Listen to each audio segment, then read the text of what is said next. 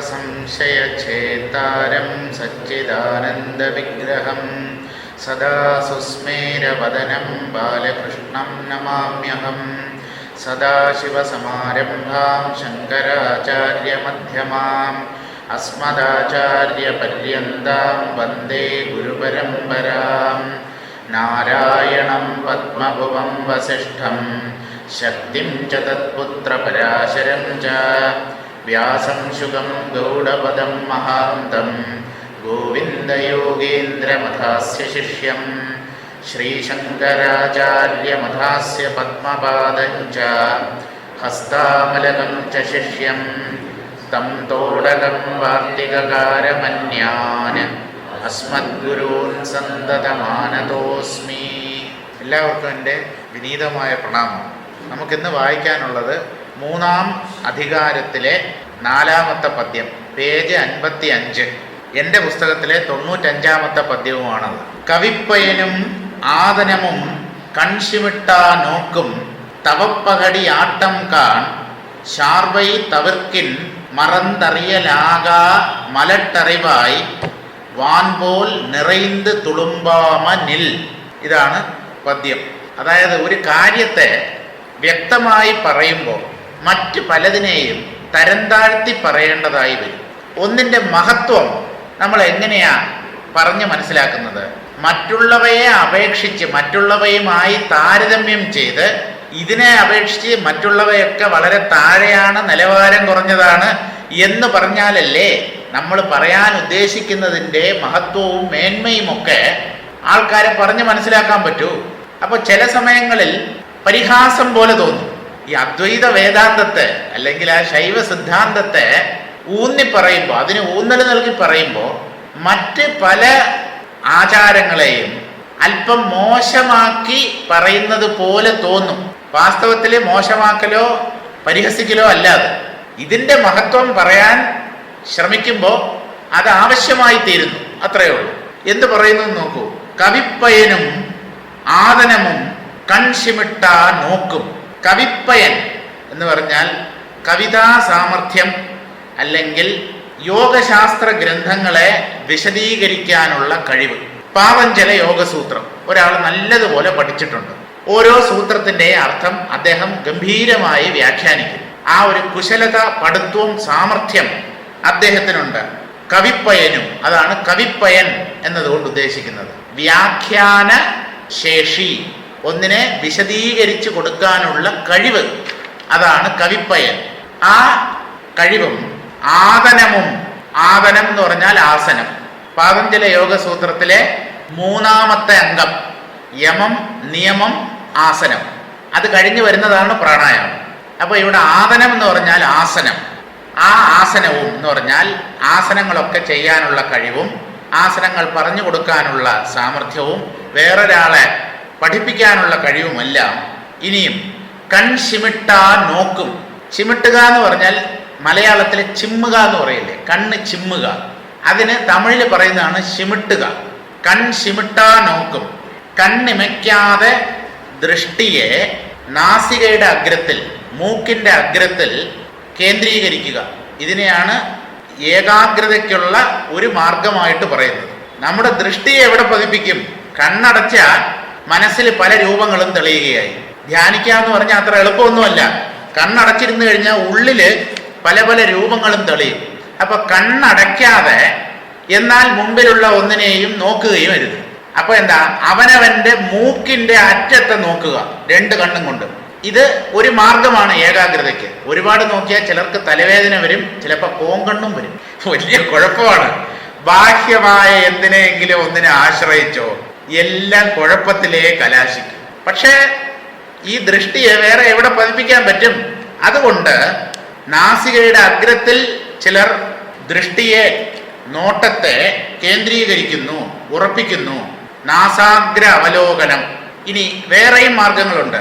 കണ്ണടച്ചിട്ട് നമ്മുടെ ആ ഉൾദൃഷ്ടിയെ 2 പുരികങ്ങളുടെയും നടുവിൽ കേന്ദ്രീകരിക്കുക. ഭ്രൂമധ്യ ധ്യാനം. ഇതൊക്കെ ചിലർക്ക് അമിതമായ തലവേദന ഉണ്ടാകും കേട്ടോ. അപ്പൊ എല്ലാറ്റിനും ഈ എന്തിനെങ്കിലും ഒന്നിനെ ആശ്രയിക്കുമ്പോൾ അതിൻ്റെതായ ദോഷവും കൂടെ വരും. നിർദോഷമായത് ആത്മാവ് മാത്രമേ ഉള്ളൂ. ആത്മാവിനെ ആശ്രയിക്കുന്നവന് എന്തെങ്കിലും ദോഷം വന്നതായി ചരിത്രമില്ല. ആത്മാവല്ലാത്ത ഒന്നിലാണല്ലോ നാം ഏകാഗ്രതയെ നേടാൻ ശ്രമിക്കുന്നത്. അത് ഒരു മുറിയിലെ ലൈറ്റെല്ലാം അണച്ചിട്ട് ഒരു ചുവന്ന ബൾബ് മാത്രം കത്തിച്ച് അതിനെ ഇങ്ങനെ കുറേ നേരം നോക്കിക്കൊണ്ടിരിക്കുക. ഞാൻ ആ കൂട്ടരുടെ പേരൊന്നും പറയുന്നില്ല, നിങ്ങൾക്കെല്ലാം അറിയാം. ഇതൊക്കെയാണ് ധ്യാനത്തിനുള്ള മാർഗങ്ങൾ എന്നാണ്. ഒരു ചുവന്ന ബൾബ് കത്തിച്ചിട്ട് അതിങ്ങനെ നോക്കിക്കൊണ്ടിരിക്കുക. എന്ത് കിട്ടാൻ പോകുന്നു എന്തോ എനിക്കറിയില്ല.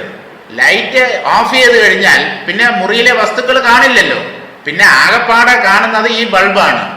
അതിൽ എത്ര നേരം എന്ന് പറഞ്ഞ് നോക്കിക്കൊണ്ടിരിക്കും. പക്ഷേ ഈ ചിതറുന്ന മനസ്സിനെ ഒരിടത്ത് പിടിച്ചു നിർത്താനായി ഇങ്ങനെ പല മാർഗങ്ങളും ജനങ്ങൾ അവലംബിക്കുന്നു. അത് പുറമേ ഉള്ളത്. പിന്നെ പറഞ്ഞതാണ് അവനവൻ്റെ മൂക്കിൻ്റെ അഗ്രത്ത് നോക്കുക, ഭ്രൂമധ്യത്തിൽ ശ്രദ്ധയെ കേന്ദ്രീകരിക്കുക, അല്ലെങ്കിൽ ദൃഷ്ടി പതിപ്പിക്കുക. ഇതെല്ലാം അതാണ് കവിപ്പയനും ആദനവും എന്ന് പറഞ്ഞാൽ ആസനവും. യോഗാസനങ്ങളൊക്കെ ചെയ്യുക, കാലെടുത്ത് വളയ്ക്കുക, കഴുത്തിൽ കയറ്റുക, തലകുത്തി നിൽക്കുക, കൺശിമിട്ട നോക്കും, കണ്ണിമയ്ക്കാതെ മൂക്കിൻ്റെ അഗ്രത്തെ നോക്കിക്കൊണ്ടിരിക്കണം. ഇതെല്ലാം തവപ്പഹടി ആട്ടം കാൺ. തവപ്പഹടി എന്ന് പറഞ്ഞാൽ ആത്മീയ സാധനകളെ എന്ന് പറഞ്ഞാൽ വിചാരമാർഗം. അതാണല്ലോ വേദാന്തം ചെയ്യാൻ പറയുന്നത്. അതുമായിട്ട് തട്ടിച്ചു നോക്കുമ്പോൾ ആ വിചാര സാധനകൾ പോലെയുള്ള ആന്തര സാധനങ്ങളെ പരിഹസിക്കുന്ന തരത്തിലാണ് ഈ പറഞ്ഞവയെല്ലാം. അവയൊക്കെ നോക്കി കൊഞ്ഞനം കുത്തുന്നത് പോലെയാണ് ഈ കവിപ്പയനും ആസനവും കൺശിമിട്ട നോക്കും. നേരായ മാർഗം ഉള്ളപ്പോൾ എന്തിന് ആളുകൾ ഈ വളഞ്ഞ വഴിയെ അംഗീകരിക്കുന്നു എന്ന് ചോദിച്ചാൽ, ലോകത്തിലെ അതാണ് കണ്ടുവരുന്നത്. മനുഷ്യർക്ക് കുറുക്ക് വഴിയാണ് ഇഷ്ടം. നേരെ പണം ഉണ്ടാക്കാനുള്ള മാർഗം ഉള്ളപ്പോൾ മനുഷ്യൻ കുറുക്ക് വഴിയെ ആശ്രയിച്ച് മേലനങ്ങാതെ അധികം ശ്രമം ചെയ്യാതെ പണം സമ്പാദിക്കാൻ നോക്കുന്നു. അത് ജയിലിലേക്കുള്ള കുറുക്ക് വഴിയുമാണ്. പെട്ടെന്ന് ജയിലിലെത്താം. വലിയ വലിയ നടന്മാരാണ് ഇപ്പൊ ഇരുമ്പഴികൾക്കുള്ളിൽ കിടക്കുന്നത്. ഇതൊക്കെ പത്രത്തിൽ നമ്മൾ വായിക്കുന്നതാണല്ലോ. ഇവർക്കൊക്കെ എന്തിൻ്റെ കുറവാ? പൈസയുടെ കുറവാണോ? ഈഗോയ്ക്ക് കുറവില്ല, ഈഗോ കൂടിപ്പോയതുകൊണ്ടാ. എല്ലാ സൗഭാഗ്യങ്ങളും ഉണ്ട്, എന്നിട്ടും അകൃത്യങ്ങൾ ചെയ്യാൻ മനുഷ്യൻ തയ്യാറാവുന്നു. മോഹം. ശാസ്ത്രീയമായ ഈ സത്യം കേൾക്കാൻ പോലും കഴിയുന്നില്ല പലർക്കും. അതാണ് ഉപനിഷത്ത് പറയുന്നത്. പലർക്കും ഇങ്ങനെ ഒരു സത്യം ഉണ്ടെന്ന് കേൾക്കാനുള്ള ഭാഗ്യം പോലും സിദ്ധിക്കുന്നില്ല. കേട്ടിട്ട് വേണ്ടേ വിചാരം ചെയ്യാൻ? വിചാരം ചെയ്ത് വേണ്ടേ മനസ്സിനെ പാകപ്പെടുത്തി ആ സത്യത്തിൽ ഏകാഗ്രത നേടി അതിനെ സാക്ഷാത്കരിക്കാൻ? കേൾക്കാൻ തന്നെ ഭാഗ്യമില്ലെങ്കിൽ പിന്നെ അയാൾക്ക് എങ്ങനെയാ പുരോഗതി ഉണ്ടാവുക? തവപ്പഹടി ആട്ടം കാൺ. തവപ്പഹടി എന്ന് പറഞ്ഞാൽ ആത്മീയ സാധനകളെയൊക്കെ പഹടിയാട്ടം, അതിനെയൊക്കെ പരിഹസിക്കുന്ന രീതിയിലുള്ള ഒരു നൃത്തമോ കളിയോ ഒക്കെയാണിത്. യഥാർത്ഥത്തിൽ ഈ ആത്മാവ് മൂക്കിൻ്റെ അറ്റത്താണോ, ഭ്രൂമധ്യത്തിലാണോ, പുറമേയുള്ള ഒരു വസ്തുവിലാണോ? അതിലൊക്കെയാണല്ലോ മനുഷ്യൻ മനസ്സിനെ കേന്ദ്രീകരിക്കുന്നത്. എവിടെ കേന്ദ്രീകരിക്കണമോ അവിടെ കേന്ദ്രീകരിക്കുന്നില്ല. നമ്മുടെ കേന്ദ്രീകരണം എവിടെയാ വേണ്ടത്? ഞാൻ എന്നുള്ള അനുഭവം. അത് ബാഹ്യമായ ഒന്നല്ലല്ലോ, അവനവൻ്റെ ഉള്ളിലാണല്ലോ. പക്ഷേ അത് പ്രയാസമാണ്. ഇത് ഞങ്ങൾക്ക് എളുപ്പമാണെന്ന് പറഞ്ഞിട്ടാണ് ആൾക്കാർ ഈ മാർഗങ്ങളെ ആശ്രയിക്കുന്നത്. എന്തായാലും ഇങ്ങനെയുള്ള സാധനങ്ങളൊക്കെ ശരിക്കുള്ള ആത്മീയ സാധനയെ പരിഹസിക്കുന്ന തരത്തിലുള്ള ഒരു കൂത്തോ നൃത്തമോ പോലെയാണ്. ഒരു പരിഹാസമടി, അത്രയേ ഉള്ളൂ. പരിഹാസം അടിക്കുക എന്ന് മലയാളത്തിൽ പറയാറ്. തവപ്പഹടി ആട്ടങ്കാൻ ഷാർവൈ തവിർക്കിൻ. ഷാർവ എന്ന് പറഞ്ഞാൽ സപ്പോർട്ട്, ആശ്രയം.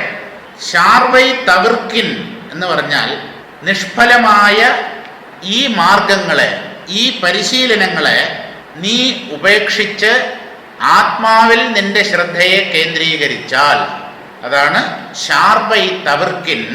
മറന്തറിയലാഹ. മറന്തറിയലാഹ എന്ന് പറഞ്ഞാൽ എന്താ? മറന്തറിയലാഹ മലട്ട് അറിവായി. ഈ ആത്മജ്ഞാനത്തില് അറിയുക എന്നുള്ളതുമില്ല എന്ന് പറഞ്ഞാൽ മറ്റൊന്നിനെ അറിയുക എന്നുള്ളതും സംഭവിക്കുന്നില്ല. ഒന്നിനെയും അറിയാതിരിക്കുക, ശൂന്യാവസ്ഥ, ശൂന്യതയുടെ അനുഭവം, അതുമില്ല. എന്തുകൊണ്ട്? ഈ ആത്മാവ് അദ്വൈതമായ സത്യമാണ്. അതിനെ മാറി നിന്നുകൊണ്ട് ഞാൻ അറിയാൻ ശ്രമിക്കുന്നു എന്ന് പറഞ്ഞാൽ അത് ശരിയല്ല. ഞാൻ ഒഴിഞ്ഞു പോകുമ്പോൾ അനുഭവപ്പെടുന്നതാണിത്. അപ്പം അതിന് മാറി നിന്നറിയാൻ പറ്റില്ല. എന്നാൽ ഒന്നിനെയും അറിയാത്ത അവസ്ഥയാണോ? ഉറക്കം പോലെ ശൂന്യതയുടെ അനുഭവമാണോ എന്ന് ചോദിച്ചാൽ അതുമല്ല, ഉണ്മയുടെ അനുഭവമാണ്. ആരാണ് ഈ ആത്മാവിനെ അനുഭവിക്കുന്നതെന്ന് ചോദിച്ചാൽ ആത്മാവ്. അപ്പം താൻ അനുഭവിക്കുന്നില്ലേ? ഞാനതാണ്. ഞാൻ ആത്മാവായി ഇരുന്നു കൊണ്ട് ആത്മാവിനെ അനുഭവിക്കുന്നു എന്ന് പറഞ്ഞാൽ അതും തെറ്റാണ്. കാരണം നമ്മുടെ അറിവെല്ലാം ദ്വൈത തലത്തിലാണ്. അറിയുന്നവനുണ്ടാവും, അറിയപ്പെടുന്നതും ഉണ്ടാവും. ഇതാണ് നമ്മുടെ ഏതനുഭവം എടുത്താലും. സുഷുപ്തി മാത്രമാണ് അതിനൊരു അപവാദം. സുഷുപ്തിയിൽ ഞാൻ മാറി നിൽക്കുന്നില്ല, ഉറക്കത്തെ ഞാൻ മാറി നിന്നല്ല അറിയുന്നത്. അവിടെ ഞാനെന്നുള്ള ഭാവം തന്നെ ലയിച്ചു പോകുന്നു. പക്ഷേ എനിക്ക് ഉറക്കത്തെ പറ്റി അറിയില്ല എന്ന് ആരെങ്കിലും പറയുമോ? ദിവസേന ഉറങ്ങുന്നതാണ്. ഉറക്കം എന്ന അനുഭവത്തെക്കുറിച്ച് എനിക്കൊന്നും അറിയില്ല എന്ന് ആരെങ്കിലും പറയാറുണ്ടോ? പറയാറില്ല. എല്ലാവർക്കും വ്യക്തമായി അറിയാം ഉറക്കം എന്താണ് എന്നുള്ളത്. അങ്ങനെ അറിയുമ്പോഴും അതെന്താണെന്ന് നമുക്ക് പറയാൻ പറ്റുന്നില്ല. കാരണം അതിനെ പറയേണ്ട ഞാൻ അവിടെ ഇല്ല, ലയിച്ചു പോയിരിക്കുന്നു. എന്നാലും നമുക്കതറിയാം. അതാണല്ലോ ഉറക്കത്തിലെ സുഖത്തെ എല്ലാവർക്കും നല്ലതുപോലെ അറിയാവുന്നതാണ്. അപ്പോൾ ഇവിടെ അറിയുകയോ അറിയപ്പെടാതിരിക്കുകയോ രണ്ടവസ്ഥയുമില്ല. ഇത് ജ്ഞാനത്തെയും അജ്ഞാനത്തെയും കടന്നു നിൽക്കുന്ന സ്ഥിതിയാണ്. ഏത്? ആത്മാനുഭവം. അല്ല, അത് ജ്ഞാന സാക്ഷാത്കാരം അല്ലെങ്കിൽ ആത്മസാക്ഷാത്കാരമാണല്ലോ. പക്ഷെ അവിടെ മാറി നിന്ന് അറിയാനൊന്നില്ലല്ലോ, ഈ ഞാനില്ലല്ലോ. പിന്നെ എനിക്ക് എങ്ങനെ പറയാൻ പറ്റും ഞാൻ അതിനെ അറിഞ്ഞു എന്ന്? എന്നാൽ അറിഞ്ഞില്ല എന്ന് പറയാൻ പറ്റുമോ? അതും പറ്റില്ല. വ്യക്തമായി സാക്ഷാത്കരിക്കുന്നതാണ്, ഒന്നേ ഉള്ളൂ എന്നുള്ള കാര്യം. അപ്പോൾ അത് അറിവിനെയും അറിവില്ലായ്മയെയും അതിക്രമിച്ചു നിൽക്കുന്നു ആത്മാനുഭവം. പിന്നെ അത് മറന്നുപോയതിന് ശേഷം കൂടെ കൂടെ ഓർമ്മിച്ച് നേടേണ്ടതുമല്ല. മറന്നുപോയി പിന്നെയും പിന്നെയും നമ്മൾ അത് ഏത് ഘട്ടത്തിലാണ്? സാധനയുടെ ഘട്ടത്തിലാണ്. ഈ കാണുന്നതെല്ലാം ആത്മമയമാണ്, ബ്രഹ്മമയമാണ് എന്നുള്ള കാര്യം നമുക്ക് ഇടയ്ക്കിടയ്ക്ക് വിട്ടുപോകുന്നു. ഈ ലോഡ് ഷെഡിങ് സമയത്ത് കറണ്ട് വരികയും പോവുകയും ചെയ്യാറില്ലേ? അതുപോലെ അപ്പോൾ നമ്മൾ വീണ്ടും ബുദ്ധിയിൽ ആ ഓർമ്മയെ കൊണ്ടുവരുന്നു. ഒക്കെ ഈശ്വരമയമാണ് എന്ന് ഓർമ്മിക്കുന്നു, അല്ലെങ്കിൽ ഉറപ്പിക്കുന്നു. ഈ ആത്മസാക്ഷാത്കാരത്തിൽ ഇങ്ങനെ ഒരു മറന്നുപോകലും സ്മരിക്കലും ഇല്ല. എനിക്ക് എന്നെ മറക്കാൻ പറ്റുമോ? ഒന്ന് ആലോചിച്ച് നോക്കൂ. എനിക്ക് എന്നെ മറക്കാൻ പറ്റുമോ? ഞാനല്ലാത്തതിനെയാണ് ഞാൻ മറക്കുക. അതുപോലെ ഞാനല്ലാത്തതിനെയാണ് ഞാൻ ഓർമ്മിക്കുകയും ചെയ്യുന്നത്. എനിക്കെന്നെ മറക്കാനൊക്കില്ല, അതുകൊണ്ട് ഓർമ്മിക്കേണ്ട കാര്യവുമില്ല. എന്തുകൊണ്ട്? ഞാനാണ്. തനിക്ക് അന്യമായ ഒന്നിനെയാണ് നമ്മൾ ഓർക്കുകയും മറന്നു പോവുകയും ഒക്കെ ചെയ്യുന്നത്. ഇവിടെ അതിൻ്റെ ആവശ്യമില്ല. മറന്ന് അറിയലാഹ. മറക്കുകയും പിന്നെ അറിയുകയും. മറന്നിരിക്കുന്ന അവസ്ഥയാണ് അജ്ഞാനം, ഓർമ്മിക്കുന്ന അവസ്ഥയാണ് ജ്ഞാനം അല്ലെങ്കിൽ വിവേകം. ഇങ്ങനെ അങ്ങോട്ടും ഇങ്ങോട്ടും വന്നു പോകുന്ന സ്ഥിതിയല്ല ഈ ആത്മസ്ഥിതി. പിന്നെ അതെന്താണ്? ഈ ആത്മാവ് അല്ലെങ്കിൽ ആത്മജ്ഞാനം എന്താണ് എന്ന് ചോദിച്ചാൽ മലട്ടറിവായി. മലടി, പ്രസവിക്കാത്ത സ്ത്രീ എന്നാണ് അർത്ഥം. മലട്ട് അറിവ് എന്ന് പറഞ്ഞാൽ ഈ അറിവ് മലടാണ് എന്നാണ്. അതെന്താണ് ഈ അറിവ് മലടാണ് എന്ന് പറഞ്ഞാൽ? പ്രസവിക്കാത്ത അറിവ്. പ്രസവിക്കാത്ത അറിവ് എന്ന് പറഞ്ഞാൽ മനുഷ്യരും മൃഗങ്ങളും ഒക്കെ അല്ലേ പ്രസവിക്കുന്നത്? അറിവ് പ്രസവിക്കുവോ? അറിവ് പ്രസവിക്കുന്നതാണ് ഈ ലോകം. അറിവാണ് ഈ നാമരൂപങ്ങളെ ഉണ്ടെന്ന് കാണിച്ചു തരുന്നത് എന്ന് പറഞ്ഞാൽ ദ്വൈതജ്ഞാനം. ആ ദ്വൈതജ്ഞാനം പ്രസവിക്കുന്ന അറിവും ദ്വൈതത്തെ അംഗീകരിക്കാത്ത ജ്ഞാനം പ്രസവിക്കാത്ത മലട്ടറിവുമാണ്. അവിടെ രണ്ടില്ല. ഒരു സ്ത്രീ എപ്പോഴാണ് മലടി എന്ന് പറയപ്പെടുന്നത്? ഗർഭം ധരിക്കാതിരിക്കും. ഭർത്താവുമായിട്ടുള്ള സംഗമത്തിലൂടെ ആ ഗർഭിണിയുടെ ഗർഭകോശത്തിൽ അല്ലെങ്കിൽ ആ സ്ത്രീയുടെ ഗർഭകോശത്തിൽ വേറൊരു ജീവൻ രൂപപ്പെടുമ്പോഴാണല്ലോ ഗർഭിണി എന്ന് പറയുന്നത്. അപ്പൊ മറ്റൊന്ന് ആ സ്ത്രീയുടെ ഗർഭത്തിൽ പ്രവേശിച്ചു. ഈ മറ്റൊന്ന് ആത്മാവിലില്ല എന്നാണ്. എത്ര നാന്യത് പശ്യതി നാന്യത് ശൃണോതി നാന്യത് വിജാനാതി തദ് ഭൂമ സ ഭൂമ എന്നും പാഠമുണ്ട്. എവിടെ മറ്റൊന്ന് കാണാനില്ലയോ, എവിടെ മറ്റൊന്ന് കേൾക്കാനില്ലയോ, എവിടെ മറ്റൊന്ന് അറിയാൻ തന്നെ ഇല്ലയോ, അതാണ് അനന്തമായ പൂർണ്ണ വസ്തു. അപ്പോൾ ദ്വൈതത്തെ വെച്ചു പൊറുപ്പിക്കാത്ത സത്യമാണ്. വികൽപ്പ അസഹിഷ്ണു എന്നാണ് ശങ്കരാചാര്യർ പറയുന്നത് ദശശ്ലോകിയിൽ. വികൽപ്പ അസഹിഷ്ണു, രണ്ടിനെ സഹിക്കാത്തത്, ദ്വൈതത്തെ തന്നിൽ വച്ചു പൊറുപ്പിക്കാത്തത്. 2 എന്ന് പറയുന്നത് ഈ ആത്മാവിന് ഇഷ്ടമില്ലാത്ത സംഖ്യയാണ്. അതിനാകെപ്പാടെ അറിയാവുന്നത് 1 ആണ്. ആ 1 താനാണ്. തനിക്ക് അന്യമായി പലതുമുണ്ട് എന്നുള്ള അറിവാണ് പ്രസവിക്കുന്ന അറിവ്. മറ്റൊന്നിനെ അംഗീകരിക്കാത്ത അറിവാണ് മലട്ടറിവ് എന്ന് പറഞ്ഞാൽ ശുദ്ധമായ ജ്ഞാനം, കേവല ജ്ഞാനം, അദ്വൈത ജ്ഞാനം എന്നർത്ഥം. അതിൽ 2 ഇല്ല. ഏത് 2 ഇല്ല?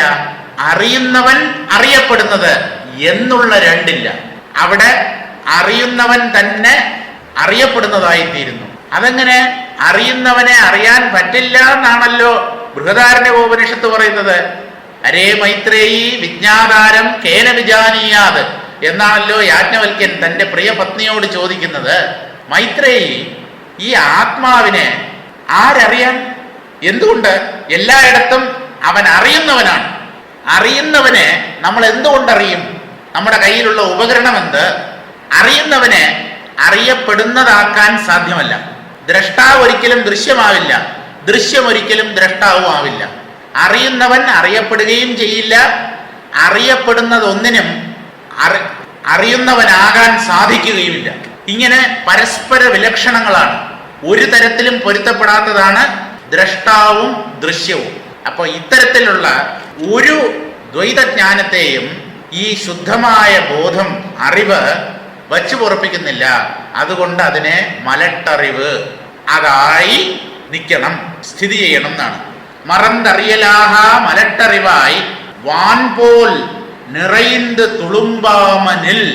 വാൻപോൽ നിറൈந்து തുളുമ്പാമൽ നിൽ. വാൻപോൽ, വാൻ എന്ന് പറഞ്ഞാൽ വാനം, മാനം, മലയാളത്തിലെ ആകാശം. ആകാശം പോലെ നിറഞ്ഞു തുളുമ്പാതെ നിൽക്കൂ, സ്ഥിതി ചെയ്യൂ. ആകാശം നിറഞ്ഞു തുളുമ്പാറില്ല. നിറഞ്ഞു തുളുമ്പുക എന്ന് പറഞ്ഞാൽ എന്താ?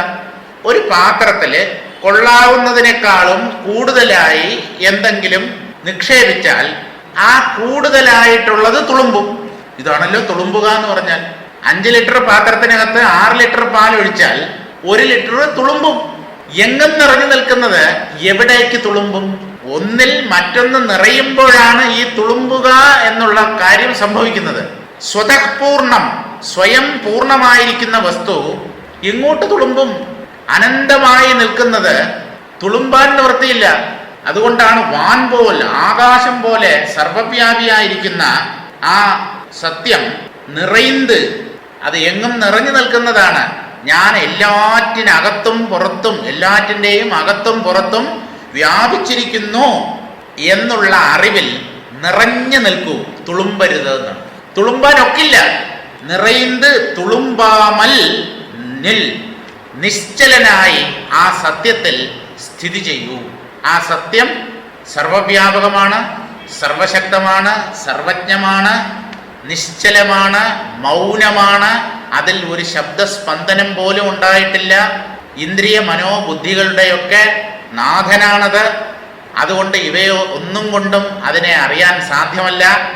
അങ്ങനെയുള്ള ആ സത്യത്തിൽ നിശ്ചലനായി സ്ഥിതി ചെയ്യൂ എന്നാണ് ഈ പദ്യത്തിൽ ആചാര്യൻ ശിഷ്യനെ ഉദ്ബോധിപ്പിക്കുന്നത്. അതിൻ്റെ മലയാള വ്യാഖ്യാനം വായിക്കാം. പുസ്തകപാരായണവും ആസനം കെട്ടി ഇരിപ്പും ഇമയടയ്ക്കാതെയുള്ള കണ്ണോട്ടവും ഈ ക്രിയായോഗികൾ അഭിനയിക്കുന്നത് ജ്ഞാനികൾ ജാലവിദ്യ കൂത്തായേ കണക്കാക്കുകയുള്ളൂ. ഇവരെന്തൊക്കെയോ കാണിക്കുന്നു. ഭ്രൂമധ്യം, നാസികാഗ്ര അവലോകനം, എന്തൊക്കെ. നിങ്ങൾ എന്തിനെയാ പിടിക്കാൻ നോക്കുന്നത്? അത് ഈ മൂക്കിൻ്റെ അറ്റത്തും ഭ്രൂമധ്യത്തിലും അല്ല, അത് ഉള്ളിലാണ്. അവിടേക്ക് ശ്രദ്ധ പോകുന്നില്ല. ചോദിച്ചു കഴിഞ്ഞാൽ ഏകാഗ്രത, മെഡിറ്റേഷൻ എന്നാണ് പറയുന്നത്. എന്ത് ചെയ്യാൻ ചെയ്യൂ? ഒന്നുമില്ലെങ്കിലും പതഞ്ജലി മഹർഷിയല്ലേ, അദ്ദേഹമല്ലേ പറയുന്നത്, കുറേയൊക്കെ അനുഷ്ഠിക്കൂ, പ്രയോജനം കിട്ടുന്നെങ്കിൽ കിട്ടിക്കോട്ടെ, മനസ്സൊന്ന് അടങ്ങി തരുമെങ്കിൽ നല്ലതാണല്ലോ. പക്ഷേ ഒരു ആത്മജ്ഞാനിയെ സംബന്ധിച്ച് ഇതൊക്കെ ജാലവിദ്യ കൂത്താണ് എന്ന്.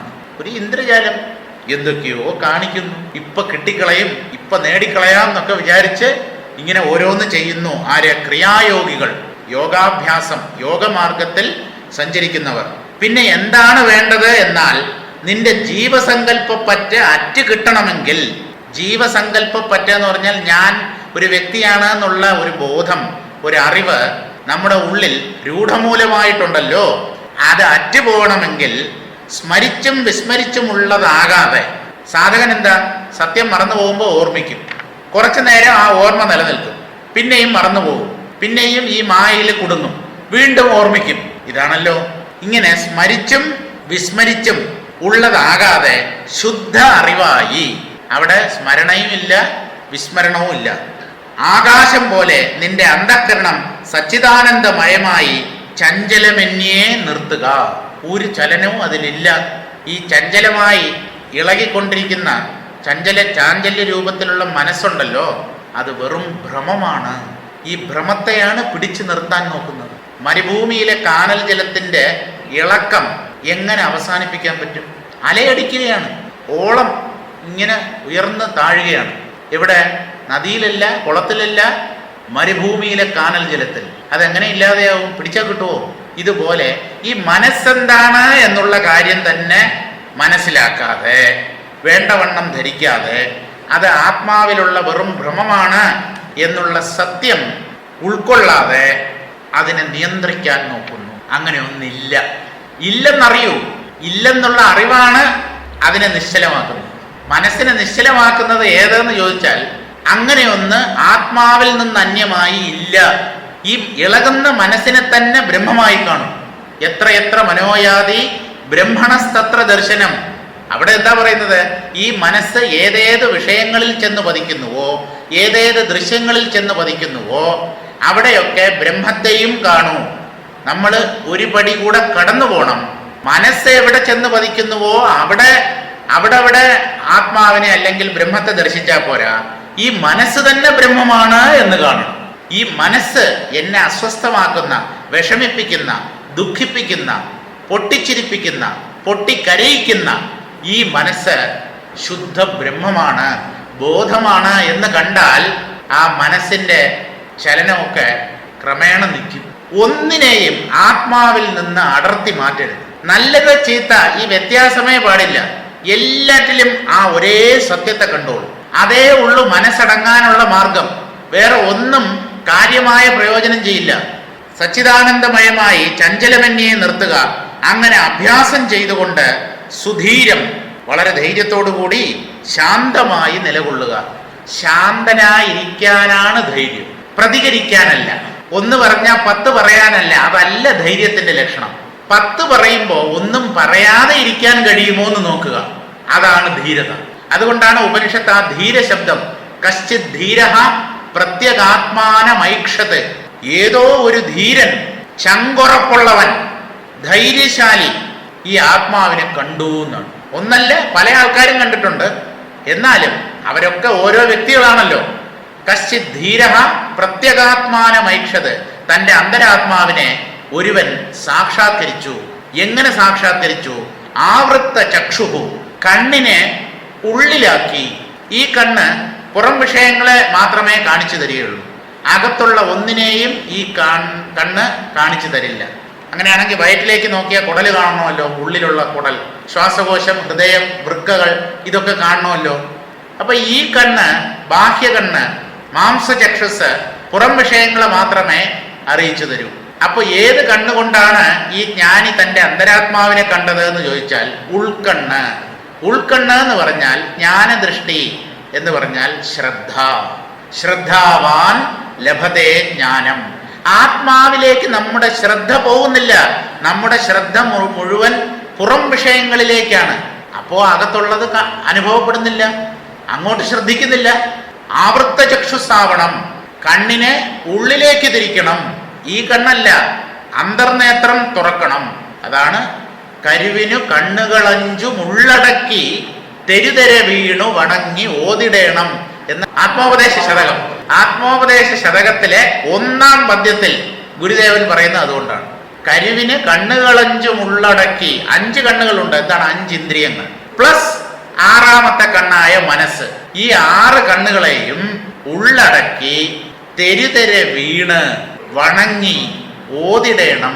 ആ പരമാത്മാവിനെ മനസാ പ്രണമിച്ചുകൊണ്ട് വേണം ഒരാചാര്യൻ പക്വതയുള്ള ശിഷ്യന് തത്വോപദേശം ചെയ്യാൻ. അല്ലാതെ ഞാനിപ്പോൾ അങ്ങ് പറഞ്ഞ് ഫലിപ്പിച്ച് കളയാം എന്ന അഹങ്കാരത്തിന് വശംവദമായി ഇറങ്ങി പുറപ്പെട്ടാലൊന്നും അത് സഫലമാവില്ല. ഉള്ളിലുള്ള ആത്മാവിൻ്റെ അനുഗ്രഹം ഉണ്ടെങ്കിലേ അതിനെ പറഞ്ഞ് ഫലിപ്പിക്കാൻ പറ്റൂ, അത് കേട്ട് ധരിക്കാനും പറ്റൂ. അല്ലാതെ ഈ അഹങ്കാര തലത്തിൽ നിന്നാൽ ഒരു പ്രയോജനവും ഉണ്ടാവില്ല എന്നാണ്. അതാണ് സുധീരം ശാന്തമായി നിലകൊള്ളുക. ആവൃത്ത ചക്ഷുഹു, കണ്ണിനെ ഉള്ളിലേക്കാക്കി അദ്ദേഹം തൻ്റെ അന്തരാത്മാവിനെ സാക്ഷാത്കരിച്ചു. എന്തിന്? അമൃതത്വമിച്ഛൻ, മരണമില്ലാത്ത സ്ഥിതി തനിക്ക് കൈവരണം എന്നാഗ്രഹിച്ചവനായി കണ്ണുകളെ ഉള്ളിലേക്ക് തിരിച്ചു ആത്മാവിനെ സാക്ഷാത്കരിച്ചു. സുധീരം ശാന്തമായി നിലകൊള്ളുക, അതാണ് നിനക്ക് ശ്രേഷ്ഠം. ഇതൊക്കെ പക്വതയല്ല, തീവ്ര പക്വതയുള്ള സാധകന്മാർക്കാണിത്. അപ്പം നമ്മൾ സ്വയം നോക്കുക, നമുക്ക് ഇത് കുറച്ചെങ്കിലുമൊക്കെ പറ്റിയ ഈ മാർഗമാണ് നല്ലത്. ഏത്? വിചാരം. ഇനിയിപ്പോൾ ഒരാൾ പറയാണ് എനിക്കിതൊന്നും പറ്റില്ല, ഒരു കാര്യം ചെയ്യൂ, കുറച്ച് യോഗ ഒക്കെ ചെയ്യൂ, പ്രാണായാമം ചെയ്യൂ, കുറേ ധ്യാനിക്കൂ, നാമം ജപിക്കൂ, അമ്പലത്തിൽ പോകൂ, വഴിപാട് നടത്തൂ, ഭഗവാനോട് മനസ്സുരുകി പ്രാർത്ഥിക്കൂ, ഈ സത്യത്തിൽ എനിക്കൊരു നിഷ്ഠയുണ്ടാവണേ, എൻ്റെ മനസ്സ് സദാ അങ്ങയിൽ ലഗ്നമായി തീരണേ, ഇങ്ങനെയൊക്കെ പ്രാർത്ഥിക്കാം. പ്രാർത്ഥന മോശമായ ഒന്നല്ല. ആരോടാണ് നമ്മൾ ഈ പ്രാർത്ഥിക്കുന്നത്? ജഗദീശ്വരനോടാണ്. ലോക്കലായിട്ടുള്ള രാഷ്ട്രീയ നേതാവോ അല്ലെങ്കിൽ വലിയൊരു ധനികനോ ഒന്നുമല്ല, അയാളോടല്ല നമ്മൾ ചെന്ന് പ്രാർത്ഥിക്കുന്നത്. സർവേശ്വരനോട് പ്രാർത്ഥിക്കാൻ എന്തിനാ ലജ്ജിക്കുന്നത്? പക്ഷെ ചിലരുടെ ഉള്ളിൽ ഈഗോ ഉണ്ടല്ലോ, അതിന് പോലും സമ്മതിക്കില്ല. ഞാൻ ഭഗവാനോട് പോലും കൈ നീട്ടില്ല, ഇരക്കില്ല, ഇങ്ങനെയൊക്കെ പറഞ്ഞാൽ തന്നെ കൊണ്ട് പറ്റുന്നില്ല, തനിക്ക് അതിനുള്ള കഴിവില്ല, ശക്തിയില്ല. ആ സർവേശ്വരനോട് ആ ശക്തി തരാൻ അപേക്ഷിക്കൂ. അതിലെന്താ തെറ്റ്? ഈ പ്രാർത്ഥന നമ്മുടെ മനോബലം വർദ്ധിപ്പിക്കുകയാണ് ചെയ്യുന്നത്. നമ്മുടെ ദുർബലതയെ നാം ആദ്യം തിരിച്ചറിഞ്ഞ് തന്നെ കൊണ്ട് ഇത് പറ്റില്ല എന്ന് മനസ്സിലാക്കി ആ സർവേശ്വരനിൽ നിന്ന് സഹായം അഭ്യർത്ഥിക്കുകയാണ് പ്രാർത്ഥന വഴി ചെയ്യുന്നത്. അതിലെന്തിനാ നാണിക്കാൻ? ലജ്ജയുടെ ആവശ്യകത തന്നെ ഇല്ലല്ലോ അതില്. അതുകൊണ്ട് നിറൈന്ത് തുളുമ്പാമൽ നിൽ എന്നാണ് പറയുന്നത്. അടുത്ത പദ്യത്തിലേക്ക് കിടക്കാം. തത്വമുട്ടാക്കായി സമാധിയിനെ ഷാർ ബോധ പിത്തനെൻപാർ പേരിർ പിഴയുണ്ടോ ബുദ്ധി പോയി കമ്പ കളിറുകെട്ട കല്ലിനാർ കാണും ഇവർ അമ്പരത്തെ വന്ന് പിടിപ്പാർ. തത്വമുട്ടാക്കായി സമാധിയിനെ, മുട്ടാക്ക് എന്നുള്ള വാക്ക് കേട്ടിട്ടുണ്ടോ? മുട്ടാക്ക് മലയാളികൾ, എനിക്ക് തോന്നുന്നു മലയാളികൾക്ക് അത് സുപരിചിതമായ വാക്കാണ്. ഈ പണ്ട് വിധവകളായ ബ്രാഹ്മണ സ്ത്രീകൾ, ഭർത്താവ് മരിച്ച സ്ത്രീകൾ, ഈ കാവി, ഞാൻ ഉടുത്തിരിക്കുന്ന ഈ കാവിയുടെ കളറിലുള്ള സാരിയാണ് അവർ ഉടുക്കുന്നത്. അത് തലയിലൂടെ ഇങ്ങനെ കവർ ചെയ്ത് വെച്ചേക്കും, മുഖം മാത്രം കാണുന്ന രീതിയിൽ. കാരണം ഭർത്താവ് മരിച്ച സ്ത്രീ തല മുണ്ടനം ചെയ്യണം എന്നാണ്. അപ്പോൾ മുണ്ടനം ചെയ്ത തല ആരും കാണരുത്, അതൊരു അമംഗള ചിഹ്നമാണ്, ഒരു മംഗളസൂചകമായ ഒന്നല്ല. അതുകൊണ്ട് തലയെ കവർ ചെയ്ത് അവർ ഉടുത്തിരിക്കുന്ന വസ്ത്രത്തിൻ്റെ അഗ്രം കൊണ്ട് അതിനെ തലയെ ആവരണം ചെയ്തേക്കും. ആ വസ്ത്രത്തിനാണ് മുട്ടാക്ക് എന്ന് പറയുന്നത്. ഇവിടെ ഈ ജ്ഞാനത്തിന് വേണ്ടി ശ്രമിക്കുന്ന പല ആൾക്കാരും എന്ത് ചെയ്യുന്നു എന്ന് ചോദിച്ചാൽ, തത്വം മുട്ടാക്കായി, തത്വങ്ങളെ മുട്ടാക്ക് പോലെ, ശിരോവസ്ത്രം പോലെ തത്വങ്ങളെ കൊണ്ട് തന്നെ മൂടുന്നു എന്നാണ്. അതാണല്ലോ വിധവയായ ഒരു സ്ത്രീ ചെയ്യുന്നത്. എന്താണ്? തത്വമറ ഉപയോഗിച്ച് സാക്ഷാത്കാര ഭ്രമത്തെ ഉണ്ടാക്കുന്നു. എന്തെങ്കിലുമൊക്കെ ചെയ്തിട്ട് ദിവ്യമായ ചില ദർശനങ്ങളും ചില ശബ്ദങ്ങളും ഒക്കെ കേട്ടിട്ട് എനിക്ക് തത്വദർശനം ഉണ്ടായിക്കഴിഞ്ഞു, അപ്പൊ തന്നെ തത്വങ്ങളാകുന്ന മുട്ടാക്ക് കൊണ്ട് മറയ്ക്കുന്നു എന്ന്. വാസ്തവത്തിൽ സത്യദർശനമൊന്നും കിട്ടിയിട്ടില്ല, വെറുതെ അവർ ഭ്രമിക്കുന്നു, മറ്റുള്ളവരെ തെറ്റിദ്ധരിപ്പിക്കുന്നു, സാക്ഷാത്കാര ഭ്രമത്തെ ഉണ്ടാക്കുന്നു. സമാധീനെ, സമാധി അവസ്ഥയിൽ കഴിഞ്ഞിട്ട് എന്ന് പറഞ്ഞാൽ മനസ്സിനെ നിശ്ചലമാക്കി തീർത്തിട്ട് ആത്മാവിനെ സാക്ഷാത്കരിച്ചു എന്ന് വെറുതെ വ്യാമോഹിക്കുന്നു. ഷാർബോധ പിത്തനൻപാർ, അവര് സത്യദർശികൾ ഏത് പേര് പറഞ്ഞാണ് വിളിക്കുന്നതെന്നറിയാമോ? ഷാർബോധ പിത്തൻ. പിത്തൻ എന്ന് പറഞ്ഞാൽ പിത്തം തലയ്ക്ക് പിടിച്ചവൻ. അതാണ് ഈ തമിഴിൽ പൈത്യക്കാര എന്ന് പറയും. ഈ പോടാ പൈത്യക്കാര, ഭ്രാന്ത എന്നാണ്. പിത്തം ശരീരത്തിൽ കൂടുമ്പോഴാണ് ബുദ്ധിസ്ഥിരത നഷ്ടപ്പെടുന്നത്. ഇപ്പൊ പിത്തം എന്നുള്ള വാക്കിൽ നിന്നുണ്ടായതാണ് പൈത്യം. ശരിക്കും അത് സംസ്കൃതമാണ്. പിത്തം സംസ്കൃതമാണ്.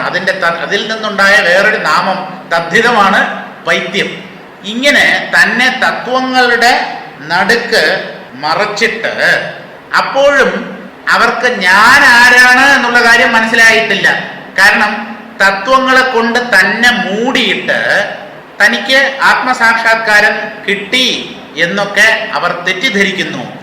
അവർ ചിലപ്പോൾ സമാധി വരെ അവരനുഭവിച്ചു എന്ന് വരാം, പക്ഷേ അവിടെ ആത്മജ്ഞാനം അവർക്ക് ലഭിക്കുന്നില്ല. സമാധീനെ ശാർബോധപ്പിത്തനന്മാർ. ശാർബോധപ്പിത്തൻ എന്ന് പറഞ്ഞാൽ ബോധം എവിടെയും അറിയുന്നവന്റെ സ്വരൂപമായിട്ടാണുള്ളത്. അതിനെ അറിഞ്ഞു എന്ന് പറയുന്നത് തന്നെ വലിയ അബദ്ധമാണ്.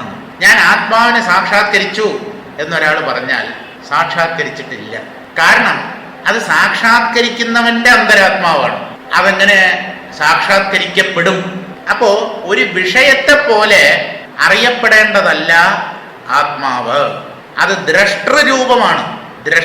ദ്രഷ്ടാവിന്റെ സ്വരൂപമാണത്. വിഷയീകരിക്കപ്പെട്ട ബോധം, അതാണ് ശാർബോധം. മറ്റു വസ്തുക്കളെ എന്ന പോലെ ഈ ബോധത്തെയും തൻ്റെ അറിവിന് വിഷയമാക്കി അറിയാൻ സാധ്യമല്ല. അത് അറിയുന്നവനാണ്, എല്ലാറ്റിനെയും അറിയിച്ചു തരുന്നതാണ്. ഈ ഞാനിനെ പോലും ഉണ്ടെന്ന് അറിയിച്ചു തരുന്നത് ഏതോ അതെങ്ങനെ എന്നാൽ അറിയപ്പെടും? ഈ ഞാനിനെ പ്രകാശിപ്പിക്കുന്ന പ്രകാശമാണത്. അതിനെ ഞാൻ അറിഞ്ഞു എന്ന് പറഞ്ഞാൽ ഈ അഹങ്കാരം അതിനെ പ്രകാശിപ്പിച്ചു എന്നല്ലേ? അപ്പോൾ ആത്മാവിനേക്കാളും മേലെയാണോ ഈ അഹങ്കാരത്തിന്റെ സ്ഥിതി? അതുകൊണ്ട് അതിനെ അറിഞ്ഞു, അതിനെ ഞാൻ അനുഭവിച്ചു എന്നൊന്നും പറയുന്നത് ശരിയാവില്ല. അഹംബോധ ഭ്രാന്തൻ, അതാണ് ശാർബോധ പിത്തൻ. അഹംബോധത്തിന് ബോധം കൊണ്ട് മത്തുപിടിച്ചവൻ, ഞാനെന്നുള്ള ആ അഹങ്കാരത്തിന് വശംവദനായവൻ, അയാളാണ് പറയുന്നത് ഞാൻ ആത്മാവിനെ അറിഞ്ഞു. ഈ ഞാനിനെ അറിയിച്ചു തരുന്നതാണ് ആത്മാവ്. അപ്പൊ അതിനെ എങ്ങനെ അറിയാൻ പറ്റും ഈ ഞാനിനെ വെച്ചുകൊണ്ട്? അതാണ് അഹംബോധ ഭ്രാന്തൻ, ബോധത്തെ അറിവിന് വിഷയമാക്കുന്നവൻ എന്നർത്ഥം. ബോധം എന്ന് പറഞ്ഞാൽ അറിവ് സ്വരൂപമായിട്ടുള്ളതാണ്. അത് അറിയപ്പെടില്ല, അറിയപ്പെടാൻ സാധ്യതയുമില്ല. അത് അറിയുന്നവനാണ്, അറിയുന്നവന്റെ അന്തരാത്മാവാണ്. അങ്ങനെ ഈ സത്യദർശികൾ അജ്ഞാനികളെ സമാധി വരെ ചെന്നെത്തിയതിനു ശേഷം തന്നെ തത്വങ്ങളുടെ ഇടയ്ക്ക് മറച്ചു വെച്ചിട്ട് താൻ ആത്മസാക്ഷാത്കാരം നേടി എന്ന് പറയുന്നവരെ അഹംബോധ ഭ്രാന്തൻ എന്ന് വിളിച്ചാൽ പേരിൽ പിഴയുണ്ടോ? അങ്ങനെ വിളിച്ചാൽ അതില് നമുക്ക് കുറ്റം പറയാൻ പറ്റുമോ എന്നാണ്. അങ്ങനെ തന്നെ വിളിക്കണം അവരെ എന്നാണ്. അങ്ങനെ തന്നെയാണ് വിളിക്കേണ്ടത്. അഹംബോധ ഭ്രാന്തൻ. ആ പേരിൽ എന്തെങ്കിലും പിഴയുണ്ടോ, കുറവുണ്ടോ? അതല്ലേ അവർക്ക് ഏറ്റവും യോജിച്ച പേര്. അങ്ങനെ വിളിച്ചാൽ ആ വിളിക്കുന്നവരെ നമുക്ക് കുറ്റം പറയാൻ പറ്റുമോ എന്നാണ്. പേരിൽ പിഴയുണ്ടോ? ബുദ്ധി പോയി കമ്പക്കളിറുകെട്ട കല്ലിനാർ കാണും ഇവർ അമ്പരത്തെ വന്ന് പിടിപ്പാർ. ബുദ്ധി പോയി, അവർ സാമാന്യ ബുദ്ധി നഷ്ടപ്പെട്ടവരാണ്. ആര്? ഞങ്ങൾ ആത്മാവിനെ സാക്ഷാത്കരിച്ചു എന്ന് പറയുന്നവർ. അവർക്ക് സാമാന്യ ബുദ്ധി തന്നെ ഇല്ല, അജ്ഞാനത്തിൽ മുങ്ങിക്കുളിച്ച് കിടക്കുന്നവരാണ്. അവർക്ക് ഈ ആത്മജ്ഞാനത്തിന്റെ അടുത്തുപോലും എത്താൻ സാധിച്ചിട്ടില്ല. അതുകൊണ്ടാണ് അവരെ ഭ്രാന്തർ എന്ന് നേരത്തെ പറഞ്ഞത്. ബുദ്ധി പോയി, അവർക്ക് സാമാന്യ ബുദ്ധിയും നഷ്ടപ്പെട്ട് അവർ ആരെപ്പോലെയാണ്? അവരുടെ സ്ഥിതി ആരുടേതുപോലെയാണ് എന്ന് ചോദിച്ചാൽ കമ്പക്കളിറ് കെട്ട കല്ലിൽ നാർ കാണും ഇവർ. കമ്പക്കളിറ്, കളിർ എന്ന് തമിഴിൽ പറഞ്ഞാൽ കൊമ്പനാന എന്നാണ് അർത്ഥം. കളിർ. കമ്പം എന്ന് പറഞ്ഞാൽ കുറ്റി, പോസ്റ്റ് എന്നൊക്കെയാണ്. ആനയെ കുറ്റിയിലാണല്ലോ തളയ്ക്കുന്നത്.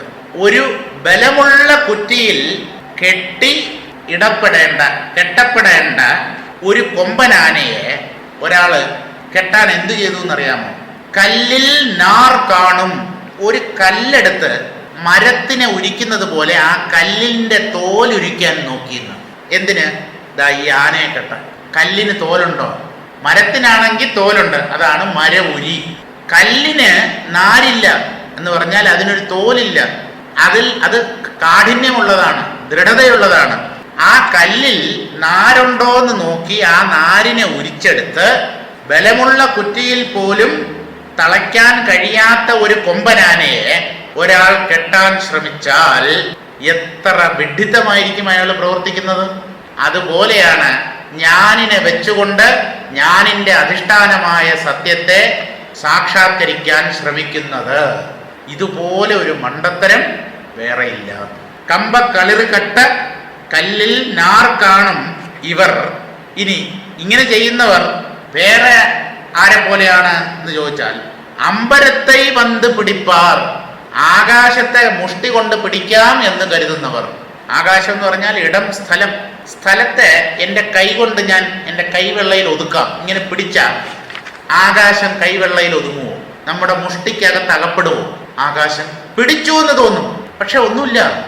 ആകാശത്തിലാണ് ഈ കൈ. ആ വിരലുകൾ മടങ്ങുന്നതും ആകാശത്തിലാണ്.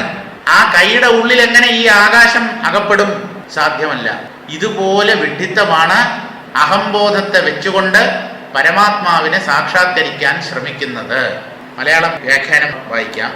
തത്വങ്ങളെല്ലാം തന്മേലിൽ മുട്ടാക്കായി ഇട്ടുകൊണ്ട് സമാധി കൂടുന്ന യോഗികളെ ജ്ഞാനികൾ ജീവസങ്കല്പബോധ ഭ്രാന്തർ എന്ന് അപഹസിക്കുന്നത് കുറ്റമാണോ? അവര് വിഡ്ഢികളാണ്, ബുദ്ധിശൂന്യരാണ്. ജീവബോധത്തെ വെച്ചുകൊണ്ട് പരബോധത്തെ സാക്ഷാത്കരിക്കാൻ ശ്രമിക്കുന്നവർ. എന്തെന്നാൽ അവരുടെ ചെയ്തികൾ കമ്പത്തിലടങ്ങാത്ത ആനയെ കെട്ടാൻ കരിങ്കല്ലിൽ നിന്ന് നാരുരിച്ചെടുക്കാൻ തുനിയുന്നത് പോലെയും. കമ്പം എന്ന് പറഞ്ഞാൽ പോസ്റ്റ്, കുറ്റി എന്നൊക്കെ അർത്ഥം. ആനയെ കെട്ടിയിടാനുള്ള കുറ്റി, മരത്തിലും മറ്റുമൊക്കെയാണല്ലോ ആനയെ കെട്ടിയിടുന്നത്. അല്ലെങ്കിൽ നല്ല ഇരുമ്പ്, അത് എത്ര വലിച്ചാലും പിഴുതു പോരാത്ത ശക്തിയുള്ള കുറ്റിയാവണം, അതിലാണ് ആനയെ കെട്ടുക. അങ്ങനെ കമ്പത്തിലടങ്ങാത്ത ആനയെ കെട്ടാൻ, നല്ല ശക്തിയുള്ള മരക്കുറ്റിയിൽ പോലും അതിനെ തളയ്ക്കാൻ പറ്റില്ല, അതിനെപ്പോലും പിഴുതു കളയുന്ന ശക്തിയുള്ള കൊമ്പനാനയെ കരിങ്കല്ലിൽ നിന്ന് നാരുരിച്ചെടുക്കാൻ തുനിയുന്നത് പോലെ, ആ ആനയെ കെട്ടാൻ കരിങ്കല്ലിൽ നിന്ന് നാര് ഇങ്ങനെ എടുത്ത് അതുകൊണ്ട് കെട്ടാൻ ശ്രമിക്കുന്നത് പോലെയും, ആകാശത്തെ പിടിക്കാൻ ഏണി ചാരുന്നത് പോലെയും. ആകാശത്തെ പിടിക്കാൻ ഏണി, അവിടെ ആകാശം എന്നുള്ളത് കൊണ്ട് മുകളിലെ ആകാശത്തെയാണ് ഉദ്ദേശിക്കുന്നത്. ഈ മുകളിലുള്ള ആകാശത്തിനെ ഒന്ന് തൊടാനോ അല്ലെങ്കിൽ പിടിക്കാനോ വേണ്ടി ഒരാൾ ഏണി വെച്ച് കയറും. എത്ര ദൂരം കയറും? എത്ര ഏണി ഒന്നിന്റെ പുറകെ ഒന്ന് വെച്ച് കെട്ടിയാൽ അങ്ങ് ആ നീലാകാശം വരെ എത്തും. വിഡ്ഢിത്തമല്ലേ? ഈ ഏണി എവിടെ നിൽക്കും? മതിലിൽ ചാരി വെക്കും. മതിലിന്റെ മുകളിലും ഉണ്ടല്ലോ ആകാശം, അത് അങ്ങ് ഉയരെയല്ലേ? അപ്പൊ ഏതിൽ ചാരി നിൽക്കും ഈ ഏണി? ഒരിടത്ത് ചാരി വെച്ചിട്ട് വേണ്ടേ അതിന്റെ പടികൾ ചവിട്ടി മുകളിലേക്ക് പോകാൻ. അപ്പൊ ഇതൊക്കെ മനുഷ്യരിൽ ചിരിയുണർത്തുന്ന പ്രവൃത്തികളാണ്. അവർ അപഹാസ്യരായിത്തീരുന്നു. ആകാശത്തെ പിടിക്കാൻ ഏണി ചാരുന്നത് പോലെയും അസാധ്യവും ബുദ്ധിഹീനവും അത്രേ. സാധ്യമല്ലാത്ത കാര്യങ്ങൾ സാധിച്ചു കളയാം എന്ന് ഒരാൾ കരുതി അതിനു വേണ്ടി പ്രവർത്തിക്കുമ്പോഴാണ് അയാള് മറ്റുള്ളവരുടെ പരിഹാസത്തിന് പാത്രമാവുന്നത്. രഘുവംശ കാവ്യം എഴുതുന്നതിന് മുമ്പ് അതിന്റെ തുടക്കത്തില് കാളിദാസൻ പറയുന്നത്, പ്രാംശുലഭ്യേ ഫലേ മോഹാത് ഉദ്ബാഹുരിവ വാമനഃ എന്നാണ്. ഗമിഷ്യാമ്യപഹാസ്യത. തുടക്കം എനിക്ക് ഓർമ്മയില്ല, ആദ്യത്തെ വരി. ഞാൻ ഈ രഘുവംശ രാജാക്കന്മാരുടെ ചരിത്രം കാവ്യരൂപത്തിൽ എഴുതാം എന്ന് തയ്യാറാവുന്നത്, അതിനുവേണ്ടി ഒരുമ്പെടുന്നത് ഏതുപോലെയെന്നോ, പ്രാംശുലഭ്യേ ഫലേ മോഹാത് ഉദ്ബാഹുഹു ഇവ വാമനഃ. നല്ല പൊക്കമുള്ള, ഒരു 7-7.5 അടി പൊക്കമുള്ള ഒരാൾക്ക് കൈയെത്തുന്ന ഒരു പഴം ഒരു മരത്തിൽ കായ്ച്ചു നിൽക്കുകയാണ്. അതിന് 2-3 അടി മാത്രം പൊക്കമുള്ള ഒരു കുള്ളൻ ചാടി പിടിക്കാൻ ശ്രമിച്ചാൽ അത് കണ്ട ആൾക്കാർക്ക് ചിരിയല്ലേ വരിക? ഇവ എത്ര ചാടിയാലും അതിന്റെ അടുത്തെങ്കിലും എത്തുമോ? 7-7.5 അടി ഉള്ളവൻ കൈ ഉയർത്തിയാൽ കിട്ടും. അത്ര പൊക്കത്തിലാണ് ആ പഴം. ഇത് 3 അടിയോ 4 അടിയോ പൊക്കമുള്ള ഒരാള്, ഒരു കുള്ളൻ തറയിലിരുന്ന് ഇങ്ങനെ ചാടുകയാണ്, ആഞ്ഞാഞ്ഞ് ചാടുകയാണ്. അത് നീ എത്ര ചാട്ടം ചാടിയാലും അതിന്റെ പകുതി പോലെ എത്തില്ലല്ലോ ആ പൊക്കത്തിന്റെ. അപ്പോ ഈ കുള്ളന്റെ ചാട്ടം കണ്ട ആൾക്കാർക്ക് ചിരിയല്ലേ വരിക? ഇതുപോലെ രഘുവംശ രാജാക്കന്മാരുടെ മഹത്വം എവിടെ?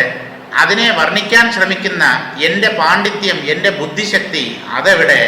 എൻ്റെ ഈ ഉദ്യമം, എൻ്റെ ഈ സംരംഭം പണ്ഡിതന്മാരിൽ ചിരി ഉളവാക്കാനേ സഹായകമാകൂ എന്നൊരു വിനയത്തോടു കൂടിയാണ് കാളിദാസൻ കൃതി രചിക്കാൻ തുടങ്ങുന്നത്. അപ്പൊ അമ്പരത്തെ വന്ന് പിടിപ്പാർ, ആകാശത്തെ പിടിക്കുന്നത് പോലെയാണ്. സാധ്യവുമല്ല, ആ ശ്രമം പരിഹസിക്കപ്പെടുന്നതുമായിരിക്കും. അടുത്ത പദ്യത്തിലേക്ക് കടക്കാം. നെയ്യ് നിഴൽ പോൽ നിഴലിർ പുരുടനെ പോൽ പൊയ്യിൽ വികർപ്പം പുകുവതും തുയ്യ ഒളിയോശയാകി ഒടുങ്ങുവതും തമ്മൈ തെളിയാതാർ ചെയ്യും செயൽ നെയ്യിൽ നിഴൽ പോൽ. അതാണ് നെയ്യിനിഴൽ പോൽ എന്ന് പറയുന്നത്. നെയ്യിലുള്ള തൻ്റെ പ്രതിച്ഛായ, നിഴൽ. വെള്ളത്തിൽ നമുക്ക് നിഴൽ കാണാം, അതുപോലെ പാലില് വ്യക്തമാവില്ല. നെയ്യ് കുറച്ചുകൂടെ തെളിഞ്ഞതും കൊഴുപ്പുള്ളതുമായ ദ്രാവകമാണ്. അതിൽ മുഖം നോക്കാം, അത് വളരെ മംഗളകരമാണ് എന്നാണ് പറയുന്നത്. നെയ്യ് നിറച്ചിട്ട് അതിൽ തൻ്റെ പ്രതിബിംബം മുഖം നോക്കിയാൽ വലിയ ഐശ്വര്യമാണ് എന്നാണ്. എണ്ണയിൽ മുഖം നോക്കാൻ പാടില്ല എന്നും പറയും. ഈ രണ്ടും ഒരുപോലെയല്ലേ? അതിനും കൊഴുപ്പുണ്ട് ഇതിനും കൊഴുപ്പുണ്ട്, അതിനും കൊഴുപ്പുണ്ട് ഇതിനും കൊഴുപ്പുണ്ടെന്ന് പറഞ്ഞിട്ട് കാര്യമില്ല.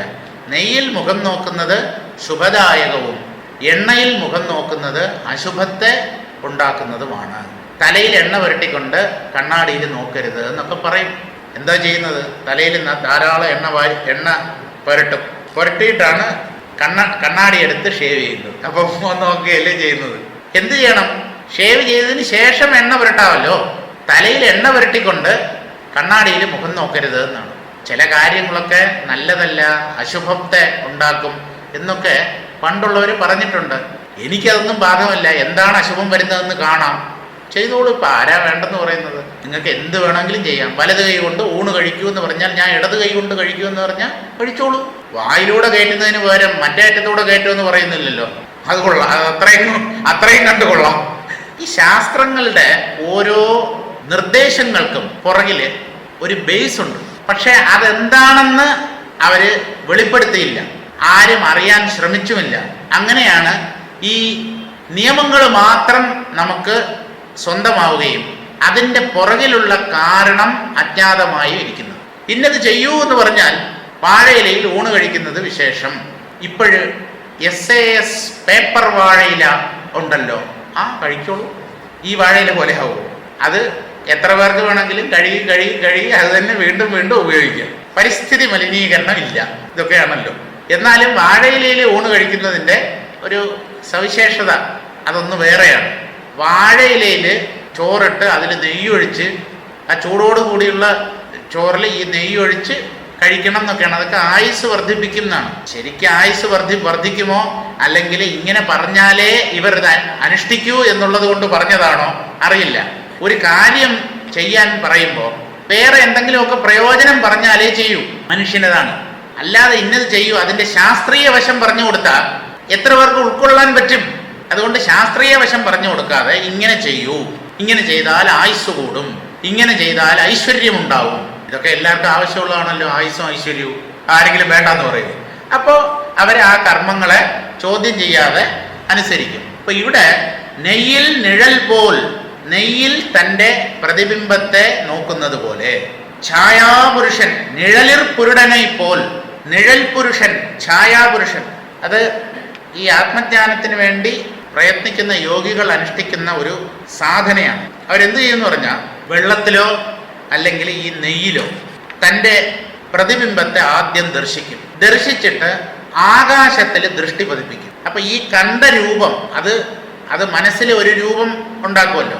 ഈ ആകാശത്തിൽ ദൃഷ്ടി പതിപ്പിക്കുമ്പോൾ ഈ അന്തരീക്ഷത്തിൽ, ആകാശം എന്ന് പറഞ്ഞാൽ അങ്ങ് മുകളിലല്ല, ഈ ദൃഷ്ടിയിൽ ഈ അന്തരീക്ഷത്തിൽ ഒരു രൂപം തെളിഞ്ഞു വരുന്ന, ആ തെളിഞ്ഞു വരുന്ന രൂപത്തെ താനാണ് എന്ന് ഇവര് ഭാവന ചെയ്യും. എന്നിട്ട് അതില് മനസ്സിനെ ഏകാഗ്രമാക്കും. ക്രമേണ ആ ഛായാപുരുഷനാണ് താൻ എന്നുള്ള ഭാവനയെ ദൃഢമാക്കും.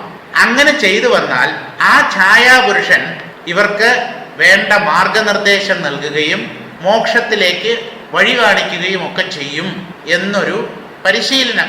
അതിനെയാണ് ഛായാപുരുഷൻ എന്ന് പറയുന്നത്. തൻ്റെ തന്നെ പ്രതിരൂപമാണ് കാണുന്നത്. അതിനെ ഇങ്ങനെ അന്തരീക്ഷത്തിൽ ആ രൂപം, അപ്പോൾ ആ അന്തരീക്ഷത്തിൽ ആ രൂപം തെളിയും. അതിൽ മനസ്സിനെ ഏകാഗ്രപ്പെടുത്തും. ക്രമേണ ഈ ദേഹവുമായിട്ടുള്ള ബന്ധം വിട്ടിട്ട് ആ ഛായാപുരുഷനാണ് താൻ എന്ന് വിചാരിക്കാൻ തുടങ്ങും. അപ്പൊ ഈ ദേഹവുമായിട്ടുള്ള ബന്ധം പോവും. ആ ആകാശത്തിൽ തെളിയുന്ന ഛായാപുരുഷനാണ് ഞാൻ, അതിലാവും പിന്നെ താദാത്മ്യം.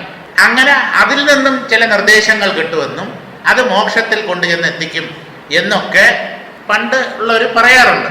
അതിനെയാണ് നിഴലിൽ പുരുടനെ പോൽ, ആ നിഴൽ പുരുഷനെ പോലെ, ഛായാപുരുഷനെ പോലെ പൊയ്യിൽ വികർപ്പം പുകുവതും. പൊയ് എന്ന് പറഞ്ഞാൽ മിഥ്യ, കള്ളം. വികർപ്പം പുകുവതും, പൊയ് എന്ന് പറഞ്ഞാൽ ഈ പ്രപഞ്ചമാണ് മിഥ്യ. ഈ പ്രപഞ്ചത്തിലാണ് ഭേദചിന്ത, ഇല്ലാത്തതിൽ ഭേദചിന്ത. എന്തൊരു വെഡിത്തമാണെന്ന് നോക്കൂ. പ്രപഞ്ചം തന്നെ ഇല്ലാത്തതാണ്, അതില് അത് വേറെ ഇത് വേറെ, ഇതിനേക്കാൾ അത് നല്ലത്, ഇല്ലെങ്കിൽ അതിനേക്കാൾ ഇത് മോശം, ഇങ്ങനെയൊക്കെ പറയുന്നതിൽ എന്തർത്ഥം? സ്വപ്ന പദാർത്ഥങ്ങളെ താരതമ്യം ചെയ്യുന്നത് പോലല്ലേ? സ്വപ്നത്തിൽ ഒരു മധുരപലഹാരം, സ്വപ്നത്തിൽ ഒരു അശുദ്ധിയുള്ള വസ്തു, ആ അശുദ്ധിയുള്ള വസ്തുവിനെ അപേക്ഷിച്ച് മധുരപലഹാരം മേന്മയുള്ളതാണെന്ന് പറയാൻ പറ്റും. സ്വപ്നത്തില് ചിലപ്പോൾ മേന്മയുണ്ടാവും. ഉണർന്നെഴുന്നേറ്റവന്റെ കാര്യമാണ് പറയുന്നത്. ഉണർന്നെഴുന്നേറ്റാൽ അത് രണ്ടും ഒരുപോലെ ഇല്ലാത്തതല്ലേ? അപ്പൊ ഒന്ന് മംഗളം വേറൊന്ന് അമംഗളം, ഒന്ന് നല്ലത് വേറൊന്ന് മോശം എന്നൊക്കെ പറയുന്നതിൽ എന്ത് കഴമ്പാണുള്ളത്? പൊയ്യിൽ വികർപ്പം പുകുവതും ആകാശസ്ഥിത പുരുഷന്റെ പ്രതിഫലനം പോലെ. ആകാശത്തിലൊരു പുരുഷനെ കാണുമെന്ന് പറഞ്ഞല്ലോ, അദ്ദേഹത്തെ കാണുന്നത് ഏതുപോലെ? പൊയ്യിൽ വികർപ്പം പുകുവതും, മിഥ്യാജഗത്തിൽ ബോധത്തിനുണ്ടാകുന്ന വികാരങ്ങൾ അല്ലെങ്കിൽ ജനന മരണാദികൾ. പ്രപഞ്ചം മായയാണ്, ബോധം സത്യമാണ്. ഈ മായാപ്രപഞ്ചത്തിലാണ് നമ്മുടെ ശരീരങ്ങൾ ജനിക്കുന്നതും വളരുന്നതും ജീർണിക്കുന്നതും നശിക്കുന്നതും. പക്ഷെ അപ്പോഴൊക്കെ ഈ ബോധത്തിന് എന്തോ തകരാറ് സംഭവിക്കുന്നു, നമ്മുടെ ഉള്ളിലുള്ള ആ ബോധത്തിന് കുഴപ്പം സംഭവിക്കുന്നു എന്ന് നമ്മൾ വിചാരിക്കുന്നതാണല്ലോ സുഖത്തിനും ദുഃഖത്തിനും കാരണം. കുഞ്ഞ് വളരുന്നു, അച്ഛനും അമ്മയ്ക്കും നല്ല സന്തോഷം, ധാരാളം ഭക്ഷണം കഴിക്കുന്നുണ്ട്. മോനെ കണ്ടോ, ആ കവിളൊക്കെ തുടുത്താണ് ഇരിക്കുന്നത്, നല്ല വണ്ണം, വെളുത്ത നിറം. ഇതൊക്കെ എന്താ? ശരീരതലത്തിലാണ്. അത് വളരുമ്പോൾ സന്തോഷം, അതിനൊരു അസുഖം വരുമ്പോഴോ, അതിൻ്റെ ശരീരം മെലിയുമ്പോഴോ, ദുർബലമാവുമ്പോഴോ, രോഗഗ്രസ്തമാവുമ്പോഴോ അപ്പോൾ വിഷമം. അപ്പൊ ഈ ശരീരത്തിനുണ്ടാകുന്ന പരിണാമങ്ങൾ മിഥ്യാജഗത്തിലെ വെറും പ്രതിഭാസങ്ങളാണ്. അതിൽ സന്തോഷിക്കാനും വകയില്ല, സങ്കടപ്പെടാനും വകയില്ല. അതില്ലാന്നറിയൂ, ഇതാണ് വേണ്ടത്. മിഥ്യാജഗത്തിൽ ബോധത്തിനുണ്ടാകുന്ന വികാരങ്ങൾ, ആ ബോധത്തിന് എന്തുകൊണ്ടാണ് വികാരങ്ങൾ ഉണ്ടാവുന്നത് പോലെ തോന്നുന്നത്? ശരീരമാണ് താൻ എന്ന് തെറ്റിദ്ധരിക്കുന്നത് കൊണ്ട്. ഞാൻ ദേഹമല്ല എന്ന കാര്യം സ്പഷ്ടമായി മനസ്സിലാക്കിയാൽ പിന്നെ ഈ ശരീരം മെലിഞ്ഞാലെന്ത്, തടിച്ചാലെന്ത്, അതിന് രോഗം വന്നാലെന്ത്, ആരോഗ്യത്തോടു കൂടി ഇരുന്നാലെന്ത്? അപ്പൊ ഞാൻ ശരീരമാണ്. ഈ ദേഹബോധം ഇതാണ് സകല ജീവന്മാരെയും പിടികൂടിയിരിക്കുന്നത്. ഇതാണ് അജ്ഞാനത്തിന്റെ തായ്വേര്. ഈ ശരീരത്തെ ആശ്രയിച്ചാണ് എൻ്റെ നിലനിൽപ്പ്. ഈ ശരീരമില്ലെങ്കിൽ ഞാനില്ല. അതുകൊണ്ട് ഈ ശരീരത്തെ എന്ത് വില കൊടുത്തും രക്ഷിക്കണം, സംരക്ഷിക്കണം. ഇതല്ലേ അജ്ഞത എന്ന് പറയുന്നത്.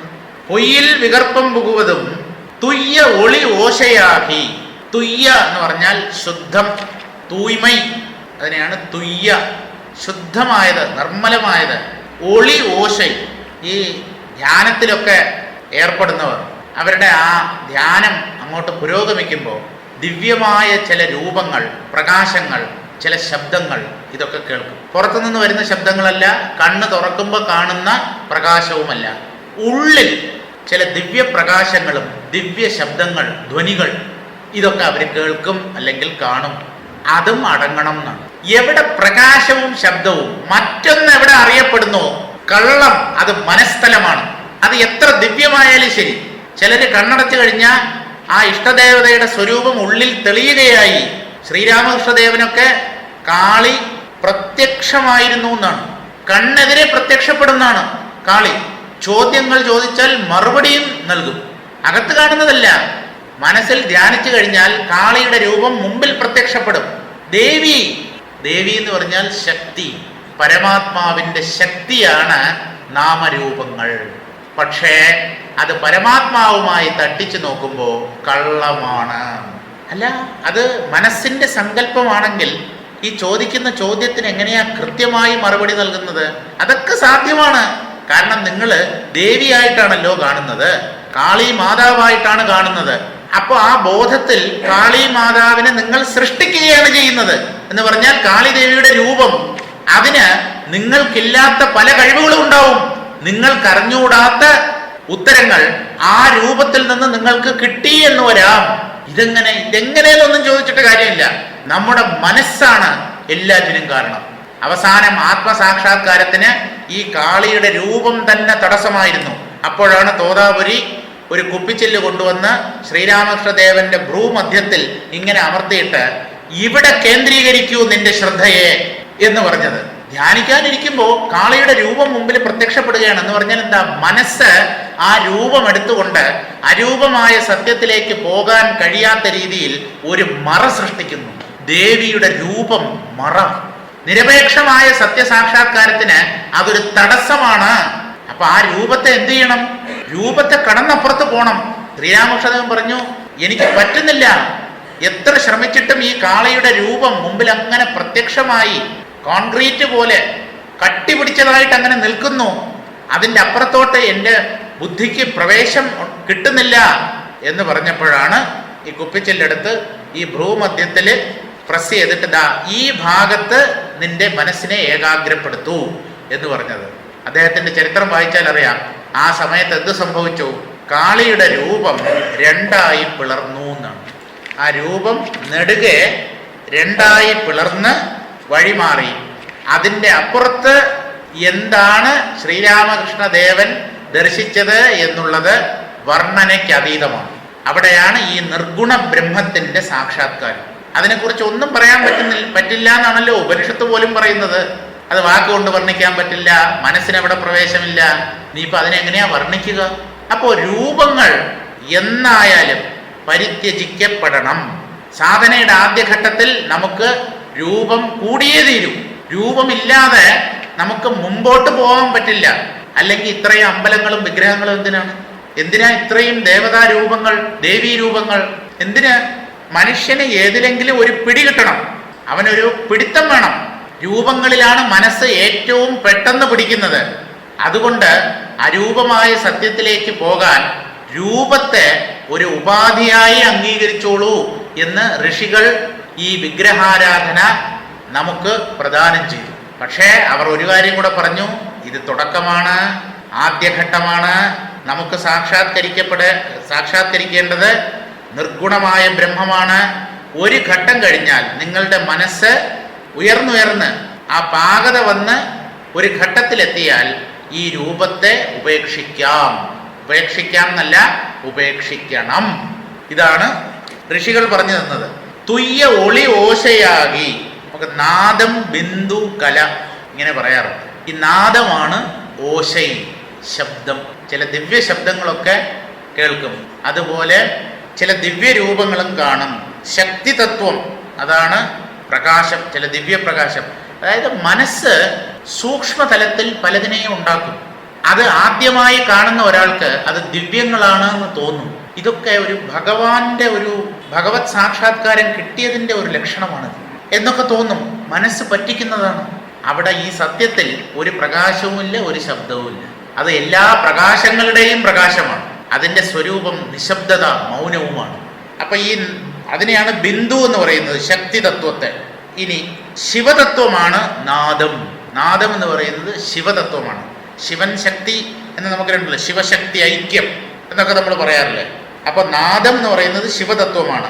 ഇത് ഏറ്റവും സൂക്ഷ്മവും ദിവ്യവുമായ തത്വങ്ങളാണ്. കാരണം മനസ്സിൻ്റെ നിലയെ അതിക്രമിച്ച് സൂക്ഷ്മങ്ങളായ തലങ്ങളിലേക്ക് പോകുമ്പോഴാണ് ഇതൊക്കെ അനുഭവപ്പെടുന്നത്. അതുകൊണ്ട് അത് നിസ്സാരം എന്ന് പറഞ്ഞ് നമ്മൾ തള്ളിക്കളയുന്നില്ല.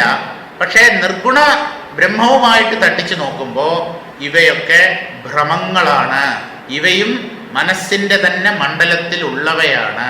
അതിനെയും നമുക്ക് അതിജീവിക്കേണ്ടിയിരിക്കുന്നു എന്ന് മനസ്സിലാക്കണം. തുയ്യ ഒളി ഓശയാകി ഒടുങ്ങുവതും. ചിലപ്പോൾ പ്രകാശം തെളിയും, ശബ്ദം കേൾക്കും, ആ പ്രകാശം മാഞ്ഞു പോവുകയും ചെയ്യും, ആ ശബ്ദം ഒടുങ്ങുകയും ചെയ്യും. അതാണ് ഞാൻ അന്നേ പറഞ്ഞത്, വരികയും പോവുകയും ചെയ്യുന്നത് അസത്യം, വരാതെ പോവാതെ എപ്പോഴും ഒരുപോലെ നിൽക്കുന്നത് സത്യം. ഇതായിരിക്കണം നമുക്ക് സത്യത്തെ നിർണയിക്കാനുള്ള മാനദണ്ഡം. ഇതിനപ്പുറത്തോട്ട് ഇപ്പുറത്തോട്ട് വേറൊന്നിനും പോരുത്. വന്നു പോകുന്നത് കള്ളം, വരാതെ പോകാതെ നിൽക്കുന്നത് സത്യം. അങ്ങനെ എന്തെങ്കിലും ഒന്ന് സാക്ഷാത്കരിക്കാൻ പറ്റുമോ എന്ന് നോക്കുക. അത് വന്നിട്ട് പോകുന്നതാവരുത്. ഒരു ദിവ്യരൂപം മുമ്പിൽ പ്രത്യക്ഷപ്പെടുന്നതിന് മുമ്പ് അതുണ്ടോ? ഇല്ല. പ്രത്യക്ഷപ്പെടുമ്പോൾ നമ്മൾ കണ്ടു, കുറച്ച് കഴിഞ്ഞപ്പോൾ മാഞ്ഞു പോയി. എങ്ങോട്ട് പോയി? വന്നിട്ട് പോകുന്നതല്ലേ. അതാണ് രമണ മഹർഷിയൊക്കെ പറയുന്നത്. എനിക്ക് ദിവ്യദർശനം ഉണ്ടായി, ഭഗവാന്റെ ദിവ്യരൂപം ഞാൻ ദർശിച്ചു. ദർശിക്കുന്നതിന് മുമ്പ് താൻ ഉണ്ടായിരുന്നല്ലോ. അതുകൊണ്ടാണല്ലോ ഇടയ്ക്ക് കയറി വന്ന രൂപത്തെ തനിക്ക് ദർശിക്കാൻ കഴിഞ്ഞത്. ഇനി ദർശിക്കുമ്പോഴും താനുണ്ടല്ലോ, ഉണ്ട്. ആ രൂപം അപ്രത്യക്ഷമായി, അതിനും സാക്ഷിയായി താനുണ്ടല്ലോ. അപ്പൊ ആ രൂപമോ മേലെ, താനോ മേലെ? ആരാ കേമൻ? വന്നു പോകുന്ന രൂപമോ അതിന് സാക്ഷിയായിരുന്ന തൻ്റെ ഉള്ളിലെ ഞാനോ? ഞാൻ. കാരണം അത് വന്നു പോകുന്നതാണ്. വന്നു പോകുന്നതിനെ വരാതെ പോകാതെ സാക്ഷ്യപ്പെടുത്തിക്കൊണ്ട് മാറ്റമില്ലാതെ അവിടെ ഉണ്ടായിരുന്നത് ഞാനാണ്. അപ്പൊ ആ ഞാനല്ലേ ശ്രേഷ്ഠം, മഹത്വമുള്ളത്. അപ്പൊ ഈ ദർശനങ്ങളിലൊന്നും നമ്മൾ കുടുങ്ങിപ്പോരുത്. ഒരാൾ പറഞ്ഞു എനിക്ക് അത് കിട്ടി, ഇങ്ങനെ കിട്ടി, ഇങ്ങനെ ഒരു ദിവ്യമായ അനുഭവം ഉണ്ടായി. ഇപ്പോഴുണ്ടോ? അല്ല, ഇന്ന് രാവിലെ ഉണ്ടായിരുന്നു. ഇപ്പോഴോ? ഇപ്പോഴില്ല, ഇപ്പൊ പോയി. അപ്പൊ കള്ളമായത് കൊണ്ടാണത് പോയത്. കള്ളമായത് കൊണ്ടാണ് പ്രത്യക്ഷപ്പെട്ടത്. സത്യം പ്രത്യക്ഷപ്പെടുകയുമില്ല, മാഞ്ഞു പോവുകയുമില്ല. അത് എപ്പോഴും ഉള്ളതാണ്. നമ്മളിപ്പോൾ അതിനെ അറിയാതെ ഇരിക്കുന്നു. അതിനെ അറിയുമ്പോൾ നമുക്ക് മനസ്സിലാവും അത് ഒരിക്കലും തൻ്റെ ദൃഷ്ടിപഥത്തിൽ നിന്ന് മറഞ്ഞിരുന്നില്ല. ഞാൻ കണ്ണടച്ച് പിടിച്ചിരുന്നത് കൊണ്ട് മാത്രം അത് കാണപ്പെടാതെ ഇരുന്നു. അത് നേരത്തെ ഉള്ളത്. ഞാൻ ഇപ്പോഴാണ് കണ്ണു തുറന്നത്, അപ്പോൾ അതിനെ കണ്ടു. പക്ഷെ അത് പണ്ടേ ഉണ്ടായിരുന്നതാണ്. ഇങ്ങനെയാണ് ആത്മാവിനെ സാക്ഷാത്കരിക്കുന്നത്. ഒളിയോശയാകി ഒടുങ്ങുവതും ഇങ്ങനെ ഉണ്ടാവുകയും അപ്രത്യക്ഷമാവുകയും ഒക്കെ ചെയ്യുന്നത് തമ്മൈ തെളിയാതാർ ചെയ്യും ശേൽ. താൻ ആര്, തൻ്റെ സ്വരൂപം എന്ത് എന്ന് തെളിച്ചനുഭവിക്കാത്തവർ ചെയ്യുന്ന, അവർ അനുഭവിക്കുന്ന വെറും മിഥ്യാനുഭവങ്ങളാണ്. ഏത്? ഈ ഒളിയും ഓശയും. ദിവ്യനാദങ്ങൾ, ദിവ്യരൂപങ്ങൾ, ഭഗവാന്റെ രൂപം അങ്ങനെ പ്രത്യക്ഷപ്പെട്ടു എന്നും വ്യക്തമായി ഞാൻ കണ്ടു എന്നാണ് പറയുന്നത് പലരും. അയ്യോ, അത് എൻ്റെ തോന്നലല്ല, ഞാൻ കണ്ടു, വ്യക്തമായി കണ്ടു. തോന്നലല്ല. തോന്നലല്ലെങ്കിൽ പിന്നെ ഇപ്പോഴെന്തേ കാണാത്തത്? സ്വപ്നത്തിനും വ്യക്തമായിട്ടാണല്ലോ കാണുന്നതെല്ലാം. ഉണർന്നെഴുന്നേറ്റാൽ എവിടെ? അപ്പൊ ഞാൻ കണ്ടു, ആ ദൃശ്യം വളരെ വ്യക്തമായിരുന്നു എന്നൊന്നും പറഞ്ഞിട്ട് കാര്യമില്ല. നിങ്ങൾ കണ്ടെങ്കിൽ ആ കണ്ടത് ഇപ്പോഴുണ്ടാവണം. ഇപ്പോഴില്ല, അതുകൊണ്ട് അത് കള്ളം. കണ്ടവൻ കാണുമ്പോഴും ഉണ്ടായിരുന്നു, ഇതാ ഇപ്പോഴും ഉണ്ട്, അതുകൊണ്ട് അവൻ സത്യം. ഈ കണ്ടവനെ പിടിച്ചിട്ട് വേണം സത്യത്തെ സാക്ഷാത്കരിക്കാൻ. കണ്ടവനോട് ചോദിക്കണം എന്ന് പറഞ്ഞാൽ റോഡിൽ കണ്ടവനോട് ചോദിക്കണം എന്നല്ല. ആര് കണ്ടുവോ അവനോട് ചോദിക്കണം. ആരാണ് അനുഭവിക്കുന്നത് അവനിൽ ശ്രദ്ധ കേന്ദ്രീകരിക്കണം. എന്നാലേ ഈ ആത്മാവിനെ സാക്ഷാത്കരിക്കാൻ പറ്റൂ. കാണുന്നതിൽ അല്ലെങ്കിൽ കാണപ്പെടുന്നവയിലാണ് നമ്മുടെ ശ്രദ്ധയെങ്കിൽ കാണുന്നവനെ നാം നഷ്ടപ്പെടുത്തിയിരിക്കുകയാണിപ്പോ. എന്തുകൊണ്ട് ആരും ആത്മാവിനെ സാക്ഷാത്കരിക്കുന്നില്ല? കാണപ്പെടുന്നവയിലാണ് ഇവന്റെ ശ്രദ്ധ മുഴുവൻ. അപ്പൊ കാണപ്പെടുന്നവയിലുള്ള ശ്രദ്ധയെ എങ്ങനെ ഇല്ലാതെയാക്കും എന്ന് ചോദിച്ചാൽ അത് വളരെ എളുപ്പമാണ്. ശ്രദ്ധയെ അന്തർമുഖമാക്കിയാൽ മതി. അല്ല, അന്തർമുഖമാക്കാൻ ശ്രമിക്കും തോറും മനസ്സ് പുറത്തേക്കാണല്ലോ പായുന്നത്. ഒരു കാര്യം ചെയ്യൂ, വിവേകം വളർത്തിയെടുക്കൂ, വൈരാഗ്യവും അഭ്യസിക്കൂ. പുറത്ത് എന്തിനെയൊക്കെ മനസ്സ് ആശ്രയിക്കുന്നുവോ അതൊക്കെ നശ്വര പദാർത്ഥങ്ങളാണ്. ഇന്നല്ലെങ്കിൽ നാളെ അവയൊക്കെ നശിക്കും. അതിൻ്റെ പുറകെ പോയിട്ട് നമുക്ക് എന്ത് കിട്ടാൻ? അങ്ങനെ നശ്വരതയെ വീണ്ടും വീണ്ടും ബുദ്ധിയെ പഠിപ്പിക്കൂ. ഈ ബുദ്ധി ഉൾപ്പെടെ ഉദിച്ചസ്തമിക്കുന്നതാണ്.